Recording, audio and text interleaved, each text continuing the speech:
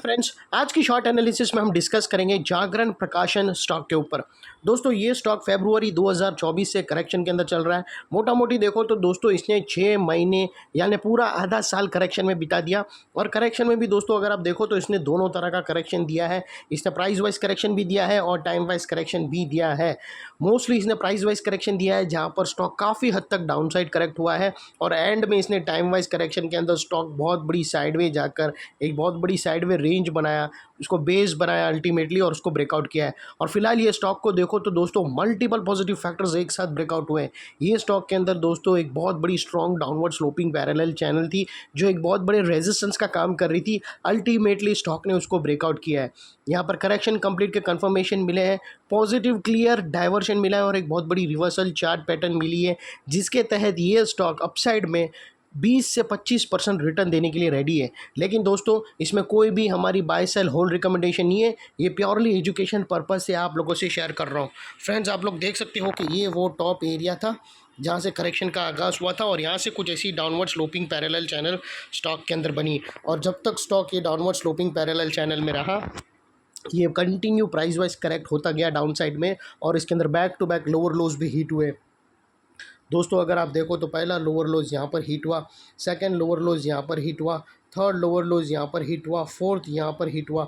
और जैसे ही दोस्तों ये downward sloping parallel channel upside में ब्रेकआउट हुई, इसने मल्टीपल हायर हाइज को एक साथ ब्रेक करके उसके above high volume sustain closing देकर कंफर्म कर दिया करेक्शन इज़ कंप्लीटेड।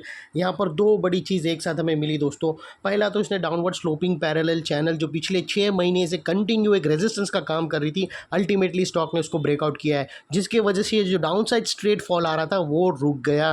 और सेकेंडली इसके अंदर जो continue back to back lower lows hit होने की जो चेन थी वो तोड़कर उसके अगेंस्ट में फर्स्ट हायर राइज मारा। और वो दोस्तों हमें कंफर्म करता है कि स्टॉक के अंदर बॉटम लग गई, यहाँ पर करेक्शन कंप्लीट हो चुका है। अनलेस एंड अनटिल कोई नया लोअर लोज हिट ना हो जावे या फिर पुराने लोअर लोज के नीचे ये स्टॉक क्लोजिंग ना दे दे, तब तक हम मानकर चलेंगे कि स्टॉक के अंदर टेम्पररी बॉटम लग गई है। और इसने अपसाइड ट्रेंडिंग मूव का पहला कदम भी रख दिया है फर्स्ट हायर राइज रजिस्टर्ड करके। और दोस्तों देख लेते हैं डाइवर्शन का पार्ट। तो दोस्तों अगर आप देखो तो यहाँ क्लियर कट पॉजिटिव डाइवर्शन हमें मिलता है। दोस्तों अगर आप प्राइस एक्शन के लोअर लो स्विंग को कंपेयर करो MACD के ऑसिलेशन से, तो यहाँ पर क्लियर कट पॉजिटिव डाइवर्शन मिलता है। दोस्तों जो प्राइस एक्शन के लोअर लो स्विंग अगर आप देखो तो वो डाउन साइड में टिल्ट हुए हैं फ्रेंड्स, और वही MACD के ऑसिलेशन देखो तो वो अप साइड में टिल्ट हुए हैं। और यहाँ से हमें ब्रेकआउट मिला है जो एक ज़बरदस्त स्टॉक के अंदर शॉर्ट कवरिंग भी लाएगा और एक मोमेंटम पम्प भी करेगा। और सेकेंडली दोस्तों बात कर लेते हैं चार्ट पैटर्न की। तो दोस्तों यहाँ पर बेहतरीन रिवर्सल चार्ट पैटर्न मिला है। दोस्तों अगर मैं आप लोगों को बता दूं तो यहाँ पर अगर आप बॉटम से देखो तो यहाँ पर हमें एक ज़बरदस्त रिवर्सल चार्ट पैटर्न मिली है दोस्तों, और वो है ट्रायंगुलर चार्ट पैटर्न। और ये ऐसी ट्रायंगुलर चार्ट पैटर्न की दोस्तों एक्यूरेसी 70 से 80% होती है। दोस्तों ये जो इनसाइड रेंज है ट्रायंगुलर चार्ट पैटर्न का, ये कोई छोटा मोटा रेंज नहीं है दोस्तों, ये तकरीबन 20 से 25% की रेंज है, जो ये नेकलाइन से ब्रेकआउट होने के बाद अपसाइड में 20 से 25% रनअप देने के लिए रेडी है। और वो लिहाज से दोस्तों स्टॉक का जो अगला टारगेट्स निकल कर आता है, वो स्टॉक का फर्स्ट टारगेट निकल कर आता है 120 रुपीज़ का। 120 रुपीज़ का स्टॉक का फर्स्ट टारगेट है। और सेकंड टारगेट्स दोस्तों इसके 127 का है। सो जो तकरीबन अगर आप देखो तो 20 से 25 से 27% का इसका रेंज बनता है। और दोस्तों ये टारगेट अचीव होने से पहले बीच में कुछ रेजिस्टेंस है जो स्टॉक फेस करेगा, जिसको हम ब्लू में कर देते हैं।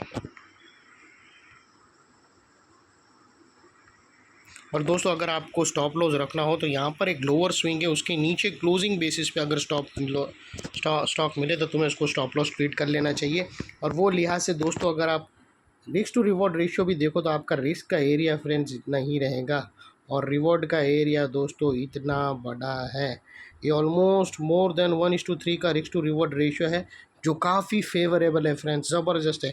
और दोस्तों ये जो नेकलाइन के पास वाला एरिया है वो बहुत ही इंपॉर्टेंट एरिया है, क्योंकि अगर आप देखो तो यहाँ पर मल्टीपल पॉजिटिव फैक्टर्स एक साथ एक्शन में आते हुए मिले। दोस्तों यही एरिया पे हमें downward sloping parallel channel upside में ब्रेकआउट होते हुए मिली पिछले 6 महीने की। और यही एरिया पे दोस्तों लोअर लोज हाई राइज में शिफ्ट हुए। यही एरिया पे दोस्तों हमें clear cut positive diversion MACD के थ्रू मिला और यही एरिया पे दोस्तों एक बहुत बड़ी reversal chart pattern triangular pattern breakout होते हुए मिली। तो दोस्तों जो एरिया अभी तक एक स्ट्रॉन्ग रेजिस्टेंस था वो अल्टीमेटली स्ट्रॉन्ग सपोर्ट बनकर खड़ा है। और इनकेस अगर स्टॉक अपसाइड गया और अगर वो रेजिस्टेंस फेस किया है any of the blue line के पास, अगर वो रेजिस्टेंस फेस करके वापस स्टॉक नीचे आना शुरू हुआ तो दोस्तों नेकलाइन के पास ये एरिया सामने आके एक स्ट्रॉन्ग सपोर्ट का काम करेगा और स्टॉक को इधर अपसाइड में पुश करेगा या फिर साइडवे कंसोलिडेशन में पुश करेगा।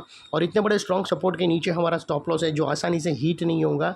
लेकिन बाय एनी चांस अगर क्लोजिंग बेसिस पे टच करके नहीं, ये जो रेड लाइन है वो स्टॉप लॉस है वो टच करके नहीं, उसके नीचे क्लोजिंग आना चाहिए, डेली क्लोजिंग अगर उसके नीचे आ गया तो दोस्तों नो इफ़ नो बट सीधा स्टॉप लॉस देकर ट्रेड को क्लोज कर देना चाहिए। ये थी हमारी एनालिसिस। अच्छी लगे तो प्लीज़ चैनल को लाइक शेयर सब्सक्राइब ज़रूर करना फ्रेंड्स। Thank you.